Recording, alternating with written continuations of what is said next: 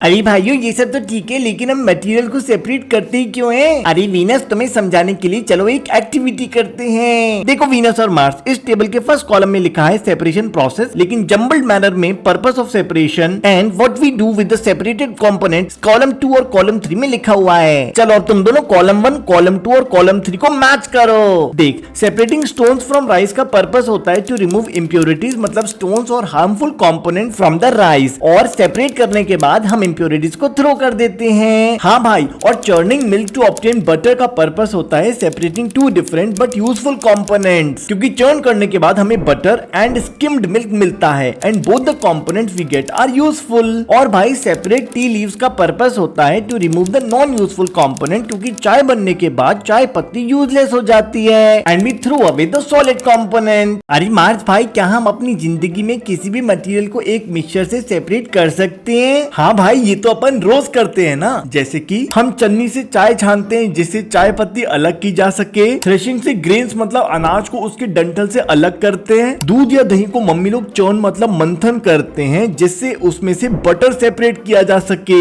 Cotton में से seed को रिमूव करते हैं जिससे हम जिनिंग कहते हैं, जिससे कॉटन फाइबर बनता है। और जब भी मम्मी सब्जी, पोहा या दलिया में बहुत सारी मिर्चें डाल देती हैं तो अपन उसे इजीली सेपरेट कर देते हैं। सिमिलरली जब मम्मी मार्केट से सब्जी खरीद के लाती हैं तो घर आके हम सभी सब्जियों को अलग अलग बैग में सेपरेट कर देते हैं ना।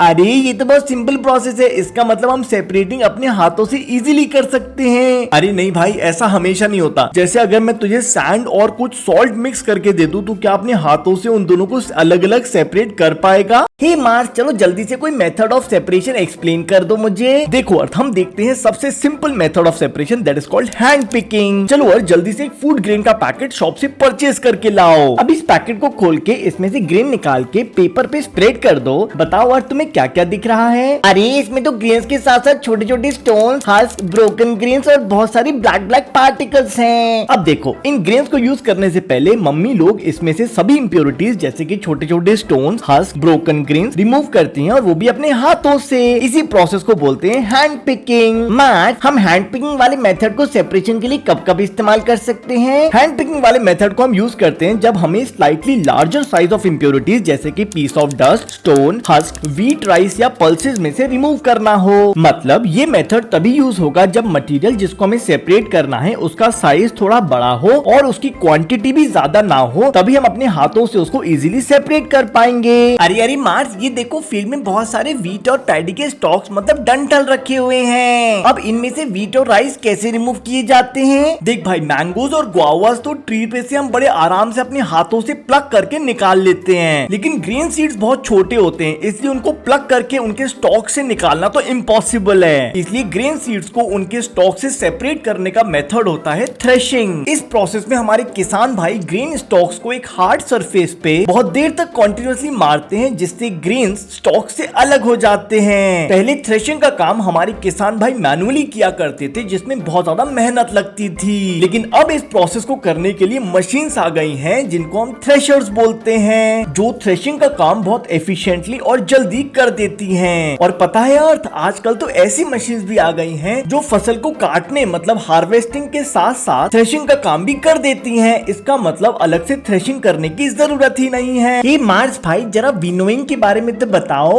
अरे ये तो सिंपल प्रोसेस है, ये तो अपन घर में भी करते हैं। देख, कभी तूने मूंगफली खाई है? जब हमारे हाथ में बहुत सारे मूंगफली के दाने होते हैं और उनमें उसका छिलका लगा होता है तो हम अपने हाथों में उसे रब करके उसकी स्किन को अलग कर लेते हैं और जब फूंक मारते हैं तो छिलके बाहर निकल जाते हैं और सिर्फ दाने दाने हाथ में रह जाते हैं। ऐसा इसलिए होता है क्योंकि छिलके हल्के होते हैं और मूंगफली के दाने भारी होते हैं। अरे वाह मार्स, इस प्रोसेस को कहाँ कहाँ यूज करते हैं? देख, winnowing is a process of separating components of a mixture in which we have to separate heavier and lighter components of a mixture by wind और बाय ब्लोइंग एयर। इस process का use करके हम wheat grain और husk के mixture में से दोनों को सेपरेट कर सकते हैं। इसमें मिक्सचर को एक हाइट से गिराया जाता है क्योंकि व्हीट ग्रेन भारी होता है तो वो सीधा फॉल करता है, लेकिन हस्क हल्का होने की वजह से हवा से उड़ जाता है। हे मार्स, क्या तुमने कभी सीविंग के बारे में सुना है? देखो अर्थ, सबसे पहले ये समझो कि इंग्लिश में छन्नी को सीव कहते हैं। तुमने देखा होगा कि चक्की से जो आटा आता है उसमें बहुत सारी इम्प्योरिटीज और ब्रांड मतलब हस्क होता है, तो आटा यूज करने से पहले इन इम्प्योरिटीज और ब्रांड को रिमूव करने के लिए हमारी मम्मी एक बड़ी सी छन्नी या सीव का यूज करती हैं। तो मम्मी लोग आटे को सीव में डाल देती हैं और सीव को धीरे धीरे हिलाती हैं। तो जो एकदम बारीक आटा होता है वो इस सीव से पास हो जाता है और बड़ी बड़ी इम्प्योरिटीज या हस्क छन्नी में रह जाती हैं। और पता है अर्थ, विनोइंग के बाद भी गेहूं में बहुत सारे स्टोन्स और हस्क रह जाते हैं। इसलिए फ्लोर मिल में गेहूं को ग्राइंड करने से पहले हस्क और स्टोन रिमूव करने के लिए इसको एक स्लांटिंग सीव से पास करते हैं। और अर्थ, बड़ी बड़ी सीव तुमने कंस्ट्रक्शन साइट पे भी देखी होंगी जो सैंड में से पेबल्स और स्टोन्स को रिमूव करने के लिए यूज होती हैं। हे मार्स भाई, ये बताओ कि अगर राइस या पल्सेस में से मुझे डस्ट या सॉइल पार्टिकल्स निकालने हैं तो इन इम्प्योरिटीज को हमारी मम्मी लोग कैसे रिमूव करती हैं? बहुत सिंपल है यार। चावल या दाल बनाने से पहले मम्मी लोग उसे वॉश करते हैं और वॉश करने पर ये डस्ट पार्टिकल्स या सॉइल के पार्टिकल्स उससे रिमूव हो जाते हैं। अरे वही तो समझना है मार्स भाई, जरा एक्सप्लेन तो करो। चलो अर्थ, एक बहुत बड़े वेसल में चावल डाल देते हैं और अब इस वेसल को पानी से भर देते हैं। क्योंकि चावल भारी होते हैं इसलिए वो वेसल में नीचे सेटल कर जाते हैं और सॉइल, डस्ट पार्टिकल्स एंड सारी इम्प्योरिटीज हल्की होने की वजह से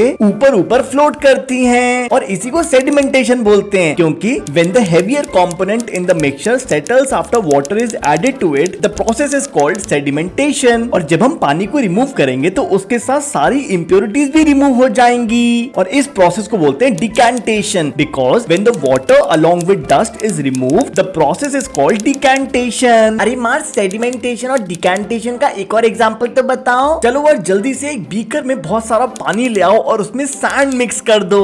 अब इस मिक्सचर को थोड़ी देर के लिए अनडिस्टर्ब छोड़ दो। अरे मार्स, ये पानी तो साफ होता जा रहा है और सारी मिट्टी मतलब सैंड तो नीचे सेटल हो गई है और इसी को तो सेडिमेंटेशन कहते हैं ना। हाँ अर्थ, और जो लेयर ऑफ सैंड जो नीचे डिपॉजिट हो गई है उसे सेडिमेंट कहते हैं। अब अर्थ, तुम इस बीकर को धीरे से उठाओ और बहुत धीरे धीरे इस बीकर में से ऊपर की लेयर का साफ पानी दूसरे बीकर में डाल दो। ध्यान रहे नीचे की सैंड हिलनी नहीं चाहिए। अरे मार्स, इसी प्रोसेस को तो हम डिकैंटेशन कहते हैं ना, जिसमें सेडिमेंटेशन के बाद मिलने वाले क्लियर वाटर को हम आराम से रिमूव कर लेते हैं। मार्स भाई, क्या इसी प्रोसेस से हम दो ऐसी लिक्विड जो एक दूसरे से मिक्स नहीं होते उन्हें भी सेपरेट कर सकते हैं क्या? हाँ भाई, जल्दी से एक ग्लास में पानी और ऑयल डाल के मिक्स कर दे। अब थोड़ी देर इस मिक्सचर को अनडिस्टर्ब छोड़ने के बाद डिकैंटेशन प्रोसेस से हम आराम से ऑयल को सेपरेट कर सकते हैं। मार्स भाई, सेडिमेंटेशन और डिकैंटेशन सीखने के बाद अब मुझे जल्दी से फिल्ट्रेशन भी सिखा दो। भाई, तूने देखा होगा कि चाय बनने के बाद चाय पत्ती पूरी चाय में मिक्स होती है। मतलब चाय पत्ती को रिमूव करने के लिए सेडिमेंटेशन या डिकैंटेशन का प्रोसेस तो बिल्कुल यूज नहीं हो सकता।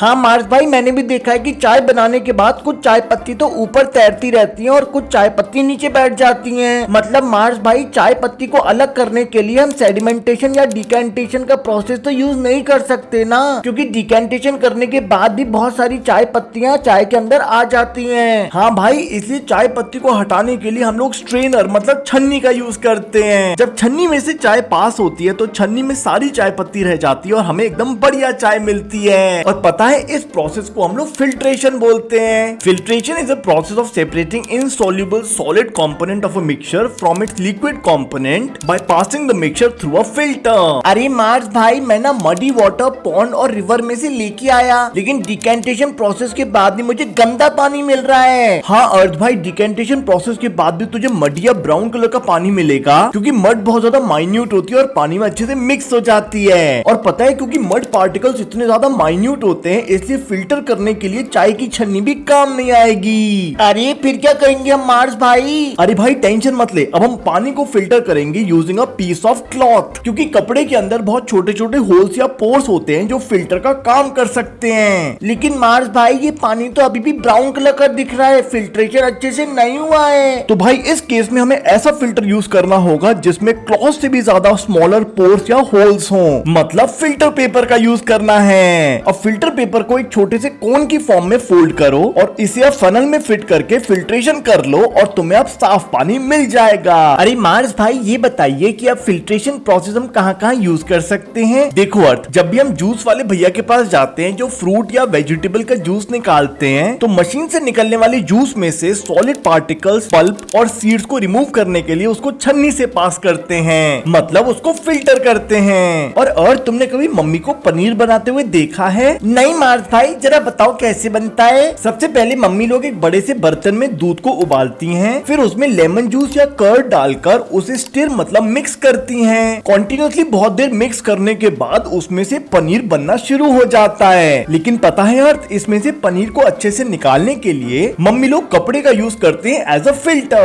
और इसके बाद मिल जाता है अपने को बहुत बढ़िया सा पनीर। मार्स भाई, हमने इतने सारे प्रोसेस देख लिए जिससे हम दो मटेरियल्स को सेपरेट कर सकते हैं किसी मिक्सचर में से, लेकिन पानी के ग्लास में अगर 2 चम्मच नमक डाल के मैं मिक्स कर दूं तो पानी और नमक को अलग करना तो इम्पॉसिबल है सेडिमेंटेशन, डिकेंटेशन और फिल्ट्रेशन से। हाँ भाई, क्योंकि नमक पानी में पूरी तरह से मिक्स हो जाता है और पता भी नहीं चलता कि पानी के अंदर नमक मिला हुआ है। तो भाई पानी और नमक को सेपरेट करने के लिए हम यूज करेंगे इवेपोरेशन प्रोसेस का। एक बड़े से वेसल के अंदर इस मिक्सचर को अगर हम डाल दें और उसे गर्म करें तो पानी धीरे धीरे भाप बन के उड़ जाएगा, और इसी प्रोसेस को हम इवेपोरेशन कहते हैं। When water get heated, then it convert into its vapor form and this process is called evaporation। तो अगर सॉल्टी वाटर को बहुत देर तक हम गर्म करें तो धीरे धीरे सारा पानी भाप बन के उड़ जाएगा और फाइनली हमें बीकर के बॉटम में सॉल्ट मिल जाएगा। अच्छा मार्स भाई, ये बताओ कि सैंड एंड सॉल्ट के मिक्सचर को कैसे सेपरेट करेंगे? देख, सबसे पहले इस मिक्सचर को बीकर में रख के पानी ऐड करो और मिक्स कर दो। अब बीकर को थोड़ी देर के लिए अनडिस्टर्ब छोड़ दो तो तुम्हें दिखाई देगा कि सेडिमेंटेशन की वजह से सैंड नीचे की तरफ सेटल डाउन हो गई है और सॉल्ट तो पानी में मिक्स हो गया है। अब डिकेंटेशन या फिल्ट्रेशन प्रोसेस से हम सैंड को अलग कर सकते हैं और सारा सॉल्ट डिकेंटेड वाटर के अंदर प्रेजेंट होगा। अब इस सॉल्ट को डिकेंटेड वाटर से अलग करने के लिए हम डिकेंटेड वाटर को गर्म करते हैं। गर्म करने पर पानी भाप बन के उड़ने लगेगा। अब एक मेटल प्लेट पे बर्फ रख के उस मेटल प्लेट को बीकर के ऊपर रख दो। जब भाप कूल्ड मेटल प्लेट के कांटेक्ट में आएगी तब भाप कंडेंस होके पानी बन जाएगी। इसे हम कंडेंसेशन बोलते हैं। The process of conversion of water vapour into liquid form is called condensation. और जब बीकर में से सारा पानी इवेपोरेट हो जाएगा तो हमें बीकर में नमक दिखाई देगा।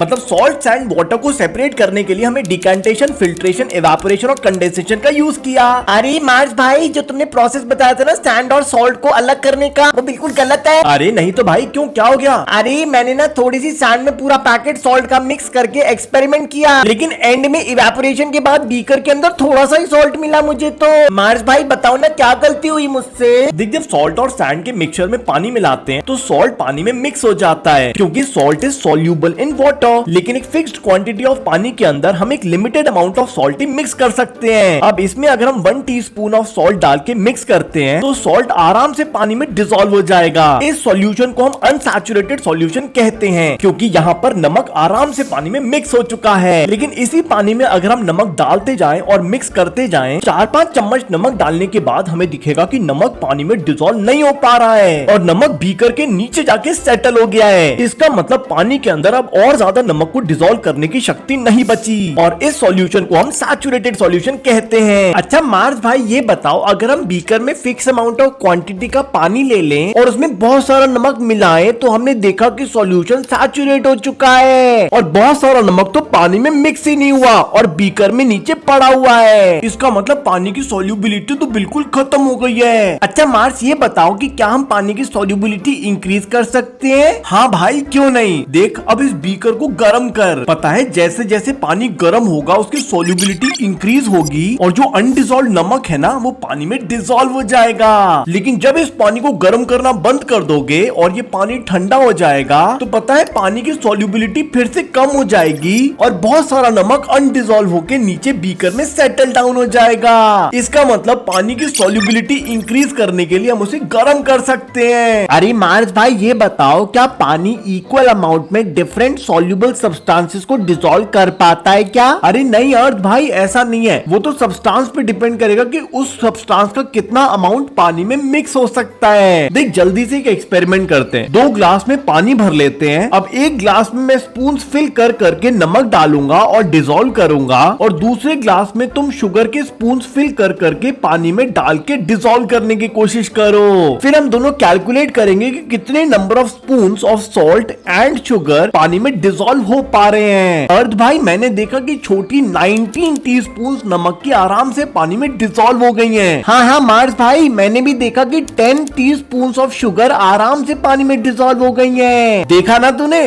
दोनों अलग अलग मटेरियल थे इसलिए दोनों का अलग अलग अमाउंट पानी में डिसॉल्व हुआ।